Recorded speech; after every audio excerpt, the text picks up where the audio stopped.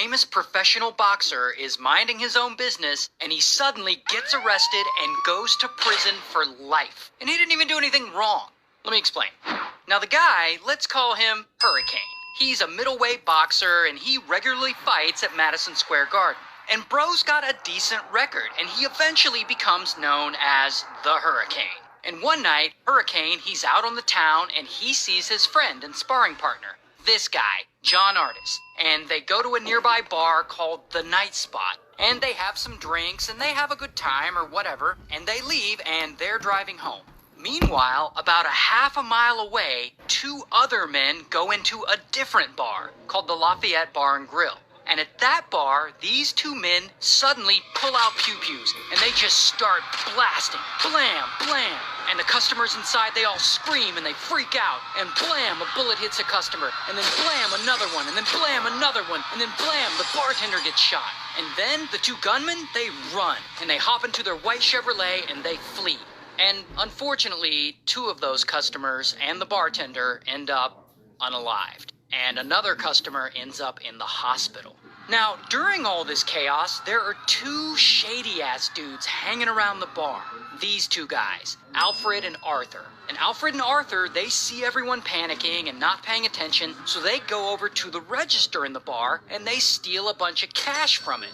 Like I said, they're shady-ass dudes. So then police show up, and they talk to all the witnesses, including Alfred and Arthur, and they get descriptions of what the two shooters look like. Thin, black men, around 5'11", driving a white Chevrolet. So police search the area, and they can't find a white Chevrolet, but they do find a white Dodge. So they pull over that white Dodge, and in that Dodge happens to be Hurricane and John Artis. Now, Hurricane isn't thin and he's not 5'11", so he and John Artis don't match the description of the men who shot up the bar. Regardless, police make them go into the bar and the witnesses there are like, nah, it ain't them. But police aren't done. They then drag Hurricane and John Artis to the local hospital. And one of the bar customers is there, the one who got shot, the one who got injured, and he's in critical condition. And police ask him if Hurricane and John Artis are the men who shot up the bar, and even he is like, nah bro, those aren't the guys who shot me. So police have no other choice. They have to let Hurricane and John Artis go, and they all just move on with their lives. Until several months later, police are still working on the case, and they turn to Alfred and Arthur to help them out. Now, allegedly, they offer them some things, like they offer them early parole from their previous sentences, they offer to overlook the fact that they took money out of the register that night, and most importantly, they offer them a $12,000 reward if they will identify Hurricane and John Artis as the gunman. And boy, that money seems to jog their memory. Like, all of a sudden, Arthur and Alfred are 100% certain that Hurricane and John Artis were the gunmen, and they identify them. It's funny how $12,000 can improve your memory like that. Anyway, that positive ID is all the police need. And bam, they arrest Hurricane.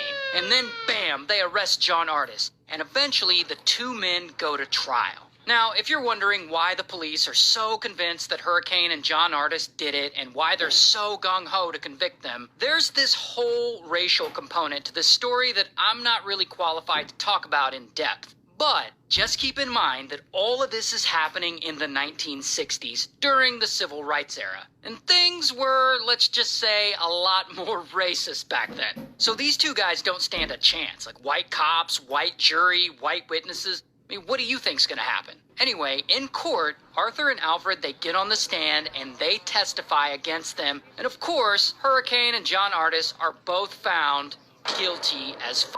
And John Artis gets sentenced to 15 years to life, while Hurricane, he gets sentenced to 30 years to life. But this story isn't over, because once Hurricane's in prison, he starts to use all his spare time wisely. He starts reading law books and typing up legal briefs and doing everything he can because bro wants a retrial real bad. He wants to get out, and he is not giving up until he does. So about 7 years go by, and he's still in prison. And then, finally, things start to look up a little. The New Jersey Public Defender's Office and the New York Times both discover and report that Alfred and Arthur had been pressured by police and bribed into giving false testimony on the stand.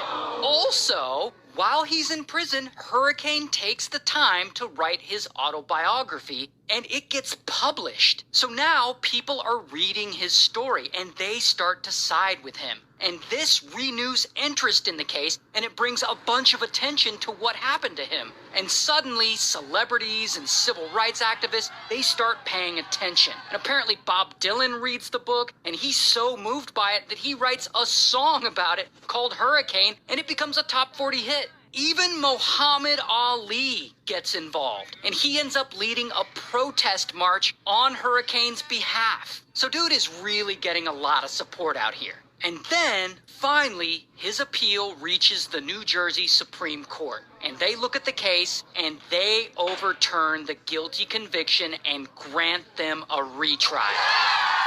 And Hurricane and John Artis are let out of prison on bail while they wait for this new trial. 9 months later, the new trial happens, and Alfred's shady ass gets back on the stand, and he testifies again against Hurricane and John Artis, and he again identifies them as the gunman. And not only that, because of the time period and because racial tensions are so high, the prosecuting attorneys argue that Hurricane and John Artis had unalived those people in the bar because those people were white, and that this murder plot was all some sort of black power revenge killing on white people. It's absurd. But as ridiculous as that sounds, the jury believes it. Like, oh yeah, that totally makes sense. It's like a reverse racism thing. So then, sadly, Hurricane and John Artis are found guilty as fuck once again. And after 9 months of being out on bail, the two go back to prison again for life. And so it looks like Hurricane is just gonna have to sit in prison and continue serving his life sentence. Until again. 9 years later, the case finally gets in front of federal court. Hurricane's attorneys had filed an appeal. And the court, they look at this case and they look at the prosecution's argument that this was all some kind of black power revenge murder against white people. And they're like, oh, well, this is bullshit. And they find that the prosecution had actually interfered with the case by coming up with this absurd theory with no evidence behind it. So then, 19 years after Hurricane's original conviction, the man is finally released from prison. And John Artis had actually gotten out a little bit before this. Now, the cool thing is, Hurricane, he actually goes on to become an advocate for people who've been wrongly convicted, like he was. He even sets up an organization called Innocence International to help people, which John Artis joins as well. So, good for them. And by the way, here's what Hurricane looks like in real life.